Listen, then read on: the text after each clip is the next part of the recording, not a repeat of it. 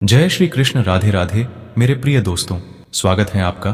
दोस्तों, धनतेरस और दीपावली पर अपने घर ले आना, ये चीज भाग्य आपका सातवें आसमान पर होगा। जहां भी जाओगे दौलत पीछे पीछे आएगी।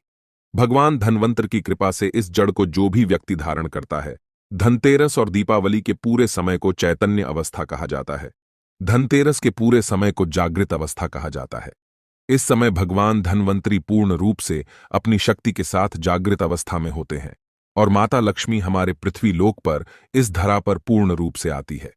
इसलिए महालक्ष्मी के कारण 5 दिनों तक हर तरह के पेड़ पौधे जीव जंतु में जागृत अवस्था होने के कारण, अर्थात माता के आने के कारण, ये सब जागृत अवस्था में हो जाते हैं, चैतन्य हो जाते हैं और ये अपना प्रभाव जितने भी पेड़ पौधे जड़ी बूटी हैं ये तत्काल दिखाते हैं। दोस्तों, पेड़ पौधों में ऊर्जा होती है, इसलिए पेड़ पौधे हमारे लिए परम पूजनीय हैं। हमारे हिंदू धर्म में हम पेड़ पौधों की पूजा करते हैं। जैसे कि आपने देखा होगा, जो बहनें होती है वट सावित्री का व्रत रखती है और पीपल की पूजा करती है, बरगद की पूजा भी करती है। अब बरगद की पूजा क्यों करते हैं? क्योंकि हमारे पुराणों में पेड़ पौधों को अध्यात्म का देवता कहा गया है। पेड़ पौधों में देवी देवताओं के अंश बसते हैं, देवी देवताओं के प्राण बसते हैं, इसलिए हमें पेड़ पौधों की पूजा करनी चाहिए। दोस्तों, आगे बढ़ने से पहले कमेंट बॉक्स में अपनी राशि भी डाल दी। यदि हमारे पास कोई उपाय होगा तो वह आकर हम आपके कमेंट के रिप्लाई में बता देंगे। राशि के अनुसार उपाय करने से लाभ ही लाभ मिलता है। दोस्तों, धनतेरस के समय में कोई भी पौधे को लाते हैं तो आपको मंत्र जाप करने की जरूरत नहीं पड़ती, उसे सिद्ध करने की जरूरत नहीं पड़ती। वह पेड़ पौधे स्वयं धनतेरस के समय में भगवान धनवंतरी के होने के कारण, दीपावली का पर्व होने के कारण स्वयं सिद्ध हो जाते हैं। बस धनतेरस के समय में इन पेड़ पौधों आपको अपने घर में लाना चाहिए। तो कौन से ऐसे पौधे हैं जिस पौधे को घर में लाने से व्यक्ति की गरीबी मिटती है, दुर्भाग्य दूर होता है? इस वीडियो में मैं आप लोगों को सारी जानकारी विस्तार से बताऊंगा। अगर आप भी माता लक्ष्मी के सच्चे भक्त हैं तो वीडियो को लाइक कर चैनल को सब्सक्राइब जरूर करना। कमेंट बॉक्स में जय माता दी जरूर लिखना। आइए इस वीडियो में जानते हैं कौन से पौधे को हमें धनतेरस के समय में लाना चाहिए। प्रथम पौधा है सहदेवी। अभी मैं आप लोगों को सहदेवी की बता रहा हूं, ध्यान से सुनना। देखिए, सहदेवी जो है, अगर आपको किसी भी तरह की, जैसे कि दैहिक, दैविक और शारीरिक किसी भी तरह का कष्ट है, आप चाहते हैं इसे तत्काल दूर करना, तो रामबाण से भी अमोघ ये तीव्र रूप से काम करता है। सहदेवी का पौधा दैहिक, दैविक और भौतिक ये सभी तरह के कष्टों को तत्काल दूर करती है। तंत्र शक्ति एवं ध्यान से सुनना। तंत्र शक्ति एवं भौतिक सुखों को प्रदान करने के कारण इस पौधे का नाम देवी पद से प्राप्त मिला है। इसे सहदेवी कहा जाता है। ये सभी वनस्पतियों की देवी है, मां है, इसलिए इस पौधे को सहदेवी कहा जाता है। अगर आपको समझ में नहीं आ रहा है सहदेवी का पौधा कैसा होता है, तो इस तरह से हमारी वीडियो में देख लीजिए। इसी को कहते हैं सहदेवी का पौधा। अगर आप गांव में रहते हैं तो बहुत ही आसानी से ये पौधे देखने को मिल जाते हैं। शहर में रहते हैं तो कई जगह जो बंजर जमीन रहती है, जहां पर खेती वगैरह नहीं होती, वहां पर ये पौधे बिना उगाए जाते हैं। धनतेरस में आप कहीं भी ग्रामीण इलाकों में रहते हैं, खेती खलियानी में चले जाइए, या फिर जो नहर वगैरह होती है, या फिर जो नदी के किनारे, वहां पर ये पौधे बहुत ही आसानी से मिल जाते हैं। शहर में रहते हैं तो फिर भी ये ढूंढने से मिल जाते हैं। नदियों के तट पर भी बिना उगाए ही उगे होते हैं। तो आइए मैं आप लोगों को इसके लाने के फायदे बताना चाहूंगा और इसे कितने टाइम लाना चाहिए ये भी मैं आप लोगों को बताऊंगा। तो देखिए, हमारे जमशास्त्र कहते हैं तुलसी के साथ इस पौधे को लगाने से बगल में तुलसी का पौधा लगाइए और तुलसी के बगल में गमले के साथ में इस पौधे को लगाइए। और अगर तुलसी के साथ इस पौधे को अपने घर में लगा करके पूजा अर्चना करते हैं तो सभी तरह की अलौकिक सुखों की प्राप्ति होती है। इससे भगवान धनवंतरी प्रसन्न होते हैं। तुलसी के पौधे के साथ इसे लगा देते हैं तो फिर इसके जो प्रभाव है कई गुना बढ़ जाते हैं, क्योंकि इस पौधे को साक्षात मां दुर्गा का स्वरूप माना जाता है, इसलिए इसे देवी पद प्राप्त है।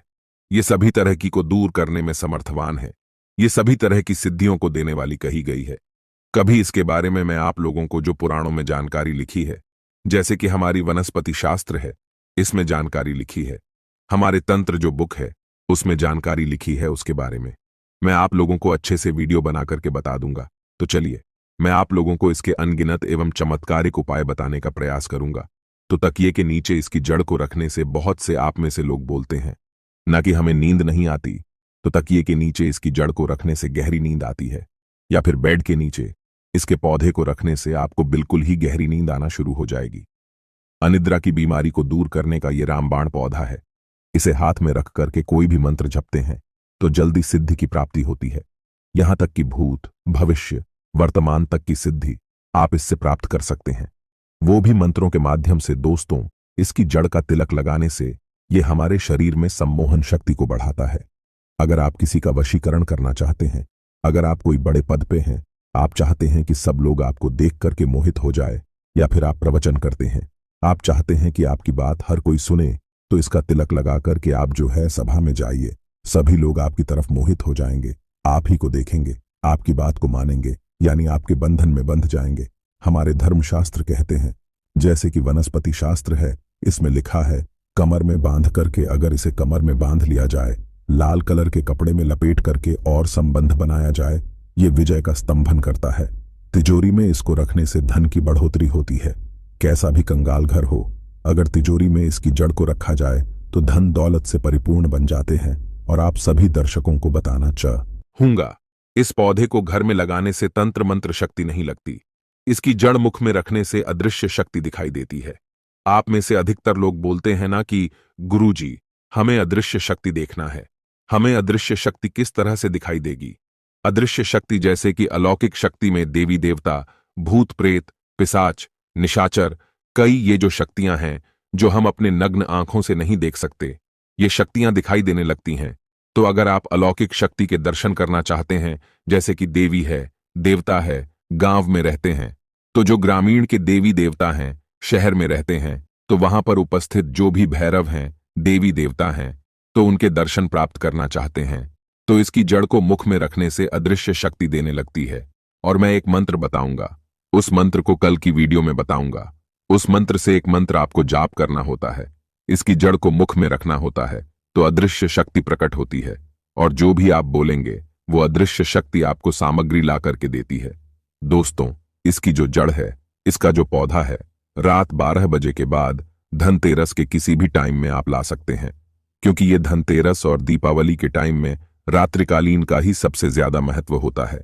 12 बजे के बाद में लाते हैं तो भगवान धन्वंतरी की जो संपूर्ण शक्ति है रात्रि के समय में अवस्था में पूर्ण रूप से होती है।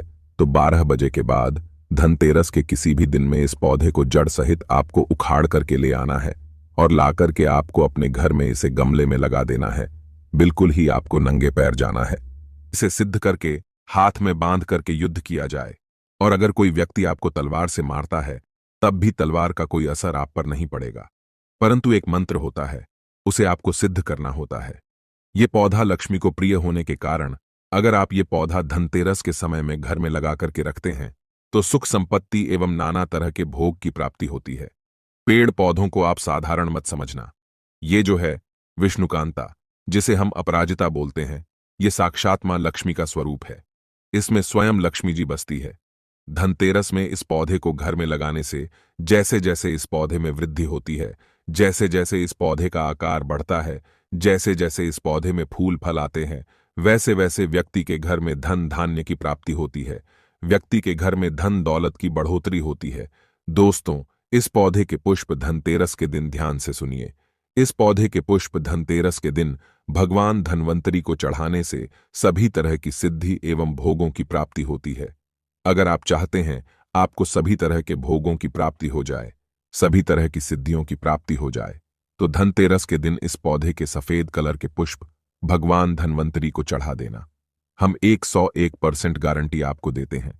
इसके पुष्प चढ़ाने के बाद भगवान धन्वंतरी आपसे प्रसन्न हो जाएगी और आपको सभी तरह के सुख प्रदान करेंगे, सभी तरह के आपके मनोरथ को पूर्ण करेंगे, सभी तरह की आपकी जो कामना है उस कामना को सिद्ध करेंगे।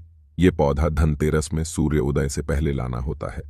इस पौधे को धनतेरस के समय में सूर्य उदय से पहले लाने का विधान है। तो दोनों पौधे लाने से पहले हमने आज की इस वीडियो में 2 पौधे बताए हैं, चमत्कारी पौधे। ये दोनों पौधे धनतेरस के समय में आप किसी भी दिन ला सकते हैं। तो ये दोनों पौधे लाने से पहले उन्हें अक्षत धूप कि आपको इसे अपने साथ चलने की प्रार्थना करनी है। इन्हें निमंत्रण देने की कोई जरूरत नहीं है। धनतेरस के समय में आप किसी भी टाइम में ला सकते हैं। बस आपको निमंत्रण इस तरह से देना है, आपको धूप रख लेना है, अक्षत रख लेना है और आपको प्रार्थना करना है कि हे औषधि महाराज, मैं आपको इस कार्य हेतु ले जाने आया हूं, या फिर आप, हे देवी माता, मैं आपको इस कार्य के लिए लेने आया हूं। इस तरह से आपको प्रार्थना बोलनी है। दोस्तों, आप चाहते हैं कि आपके घर में सुख, संपत्ति, धन, वैभव की प्राप्ति हो, तो इस पौधे को बोल सकते हैं कि हे वृक्ष, या फिर हे महाराज, हे धनवंतरी भगवान, या फिर हे माता, मैं आपको अपने घर में अलौकिक सुखों की प्राप्ति हेतु ले जाने आया हूं। कृपया पूर्ण शक्ति के साथ आप मेरे साथ चलें। इस तरह से प्रार्थना करते हुए आपको अक्षर चढ़ा देना है और वहां पर थोड़ी सी धूप, दीप दिखा देना है। वहां पर एक दीपक जला देना है और प्रार्थना करते हुए जड़ सहित इस पौधे को उखाड़ करके ले आना और ला करके आपको दूसरे दिन अपने घर में गमले में इसे लगा लेना है। आप यकीन मानिए, ये जब तक आपके घर में लगे रहेंगे, आपके घर के वातावरण को शुद्ध रखेंगे। आपके घर में किसी भी तरह की तंत्र बाधा नहीं लगेगी। आपके घर में कुलक्ष्मी कभी नहीं आएंगी। आपके घर में दुख, तकलीफ एवं बार बार जो बीमारी होती है, घर परिवार के लोगों को जैसे वास्तु दोष लग जाता है या फिर किसी भी तरह का दोष लग जाते हैं, शनि दोष, राहु दोष, काल सर्प दोष आदि, तो बहुत सारी बीमारी, सभी तरह के दोषों से आपको बचाए रखने का काम करेंगे। आपकी आध्यात्मिक उन्नति होगी, प्रगति होगी। तो अगर आप भी अपने दुर्भाग्य को सौभाग्य में बदलना चाहते हैं तो धनतेरस के किसी भी दिन इन दोनों पौधों में से कोई एक पौधा जरूर ले आइएगा और अपने घर में लगाएगा। आपकी अध्यात्म उन्नति होगी, आपकी प्रगति होगी। अगर आपको वीडियो अच्छी लगी तो वीडियो को लाइक कीजिए